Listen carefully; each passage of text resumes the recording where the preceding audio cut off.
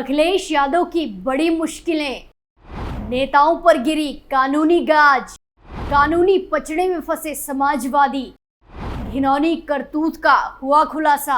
नमस्कार, capital TV में आपका स्वागत है और मैं आपके साथ प्रिया बिस्ट। लोकसभा का चुनाव नजदीक है, अब बस कुछ ही दिन बचे हैं। चुनाव 2024 को लेकर धुआंधार प्रचार किया जा रहा है। राजनीतिक पार्टियां मतदाताओं को लुभाने के लिए एड़ी चोटी का जोर लगा रहे हैं, लेकिन इन सब के बीच अखिलेश यादव के नेता ऐसा कुछ कर रहे हैं जिस कारण उन्हें कानूनी पचड़े में फंसना पड़ रहा है, जेल जाना पड़ रहा है। वहीं कुछ नेता पहले से सलाखों के पीछे हैं, जिनका जेल से निकलना मुश्किल ही नहीं नामुमकिन सा लगता है। तो आज बात होगी अखिलेश यादव के उन नेताओं की जिनके ऊपर योगी की पुलिस की रडार है। तो चलिए शुरू करते हैं।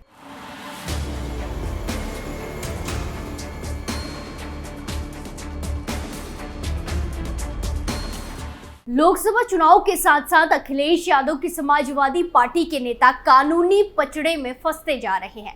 किसी पर केस दर्ज हो रहा है, कोई जेल जा रहा है, कई नेता तो पहले से सलाखों की हवा खा रहे हैं। जहां फिर एक बार सपा नेताओं की एक एक करके करतूतें सामने आ रही हैं। ईद के मौके पर कानपुर में सपा नेताओं की पुलिस से तीखी बहस हो गई।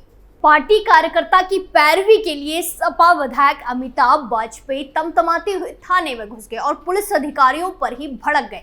उन्होंने कहा कि डीसीपी की औकात हो तो रामनवमी में ऐसा करके दिखाना। घटना का वीडियो सोशल मीडिया पर वायरल हो रहा है। दरअसल कानपुर पुलिस ने ईदगाह से सपा नेता सम्राट विकास यादव को कस्टडी में ले लिया था। आरोप था कि सपा नेता आचार संहिता का उल्लंघन कर रहे हैं और लोगों को सड़क पर नमाज पढ़ने के लिए उकसा रहे हैं। पार्टी का झंडा, बैनर आदि भी लगवा रहे हैं। कानपुर पुलिस के मुताबिक अरमापुर ईदगाह में परंपरागत तरीके से इस बार भी नमाज होनी थी। व्यवस्थाएं ठीक थी, लेकिन समाजवादी पार्टी के नेता सम्राट विकास यादव के लोग स्टॉल में पार्टी का फ्लैक्स लगाकर लस्सी बांट रहे थे। मौके पर मौजूद पुलिस ने आचार संहिता के चलते इसे हटाने को कहा तो सपा नेता सम्राट विकास पुलिस से ही भिड़ गए, जिसके बाद डीसीपी विजय ढूल भी वहां पहुंच गए और सपा नेता से उनकी नोकझोंक शुरू हो गई।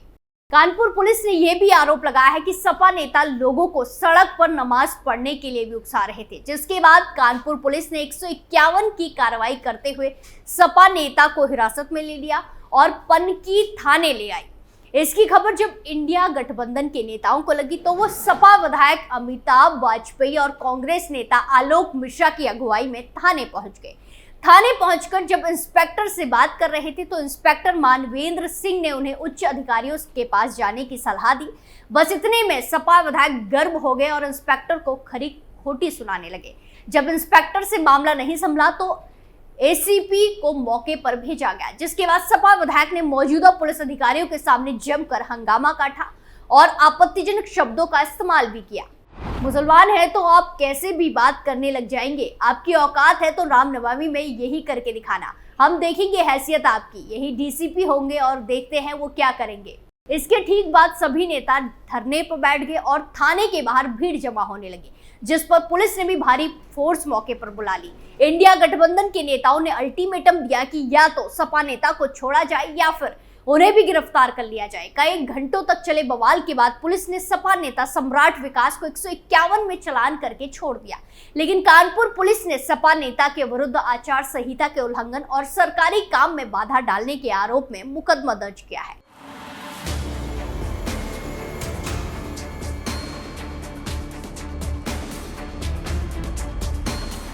वहीं आपको बता दें कि सपा नेताओं पर केस होने की खबरें लगातार सुर्खियों में बनी है। कुछ दिन पहले ही ऐसी ही खबर और सामने आई, जहां मुरादाबाद लोकसभा क्षेत्र से सपा प्रत्याशी रुचि वीरा के खिलाफ आचार संहिता उल्लंघन का एक और केस दर्ज किया गया।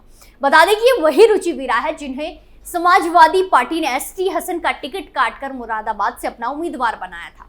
दरअसल नागफनी थाने में एसटीएफ प्रभारी शिव मोहन की तहरीर पर यह कार्रवाई की गई।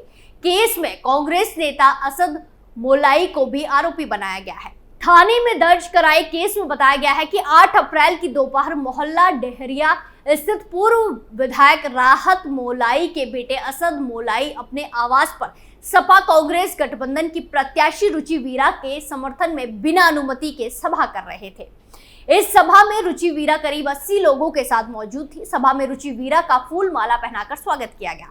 शिव मोहन ने बताया कि इसी जानकारी मिलने पर उन्होंने उच्च अधिकारियों को सूचना दी और टीम के साथ मौके पर पहुंच गए। सभा की अनुमति के बारे में जानकारी की गई तो कोई अनुमति नहीं दिखा पाया। इससे पहले सिविल लाइन थाने में रुचि वीरा और उमाकांत गुप्ता के खिलाफ केस दर्ज किया गया था। यहां भी बिना अनुमति के उमा शंकर गुप्ता के आवास पर सभा करने का आरोप लगाया गया था। एसपी सिटी अखिलेश भदौरिया ने बताया कि चुनाव संहिता उल्लंघन में केस दर्ज किया गया है। बताया गया कि रुचि वीरा सिविल लाइन इलाके में प्रचार कर रही थी। रुचि वीरा के अलावा सपा के कई अन्य पदाधिकारी के खिलाफ भी मामला दर्ज किया गया। जिला निर्वाचन अधिकारी ने बताया कि बिना अनुमति लिए जनसभा करने के आरोप में उनके खिलाफ मामला दर्ज किया गया। रुचि वीरा पर आरोप है कि उन्होंने 50 से ज्यादा लोगों के बीच प्रचार करने वो पहुंची थी। सिटी मजिस्ट्रेट जब उनके पास पहुंची तो सपा प्रत्याशी मजिस्ट्रेट के साथ बहस करने लगी। रुचि वीरा की पुलिस कर्मियों से भी बहस हुई। बताया जा रहा है कि रुचि वीरा मस्जिद के पास लोगों से मिलने पहुंची थी।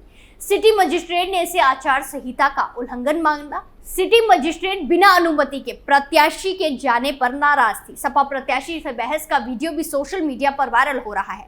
दरअसल ये घटना मुगलपुरा कोतवाली क्षेत्र के जामा मस्जिद के पास की है। रुचि वीरा और सिटी मजिस्ट्रेट किंशुक श्रीवास्तव के बीच बहस हुई थी। शुक्रवार को अलविदा जुम्मा के मौके पर सपा प्रत्याशी रुचि वीरा ने शहर के मुगलपुरा इलाके में स्थित जामा मस्जिद के बाहर मुस्लिम समुदाय के लोगों को बधाई दी। सिटी मजिस्ट्रेट किंशुक श्रीवास्तव ने इसे आचार संहिता का उल्लंघन बताते हुए उन्हें रोका और कहा कि कार्रवाई की जाएगी। इस पर रुचि वीरा के समर्थक नाराज हो गए। कुछ समर्थकों को तो पुलिस ने वहां से हटा दिया, लेकिन रुचि वीरा और समाजवादी के कुछ नेता वहां एक घर के बाहर खड़े रहे और हाथ हिलाकर नमाजियों का अभिवादन किया।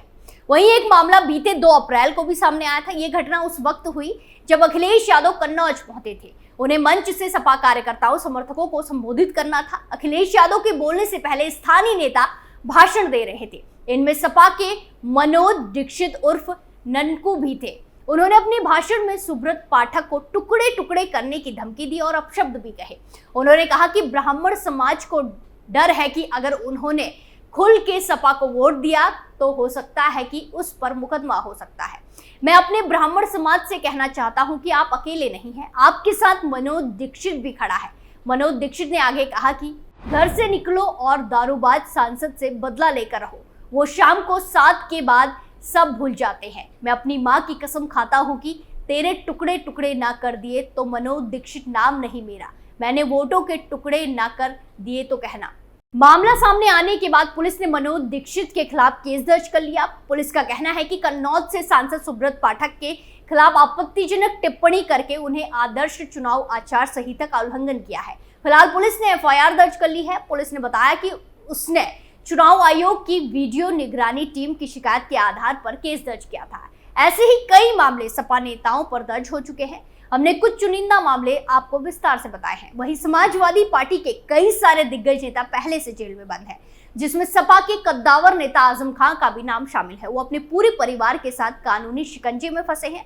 वहीं सपा के विधायक इरफान सोलंकी भी जेल की हवा खा रहे हैं। वहीं अब एक एक करके सपा नेताओं पर कानूनी शिकंजा कस रहा है। ऐसे में लोकसभा चुनाव नजदीक है और सपा के नेताओं का जेल जाने का सिलसिला लगातार जारी है, जो अखिलेश यादव और उनकी पार्टी समाजवादी के लिए बहुत बड़ी खतरे की घंटी है। स्पेशल स्टोरी में आज के लिए इतना ही। फिर पेश होंगे नए मुद्दे के साथ। बाकी तमाम खबरों के लिए देखते रहिए कैपिटल टीवी उत्तर प्रदेश। नमस्कार।